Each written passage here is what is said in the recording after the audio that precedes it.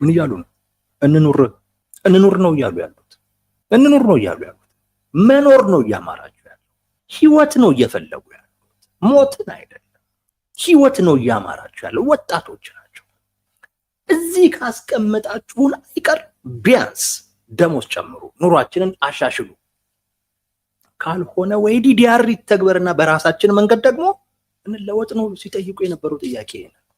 ሲጠይቁ የነበረው ጥያቄ የመኖር ጥያቄ ነው። አልጻፉትም እንጂ እኮ ወይም ደግሞ መግለጫ አልሰጡበትም እንጂ እኮ እነሱ ሰላም ነው የምንፈልገው እኮ ይላሉ እኮ አንዳንዶቹ። ሰላም ነው የምንፈልገው እኮ ይላሉ። አሁን ያነሱት ያለው ጥያቄ የመኖር ጥያቄ ነው። እውነቴን ነው የምላችሁ። ነገ ከነገ ወዲያ ወይ ለምዕራብ ትግራይ ተብሎ ወይ ለሆነ ነገር ተብሎ ለመዝመት የተዘጋጀ ሰራዊት አይደለም። ይሄ ሰራዊት የቲፒኤልኤፍን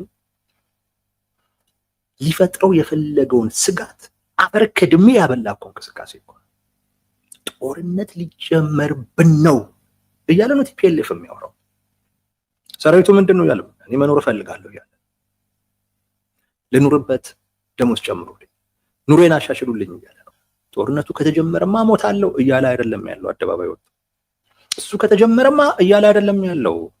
እያለ ያለው ልኑር ነው። የመኖር ጥያቄ ነው እያነሳ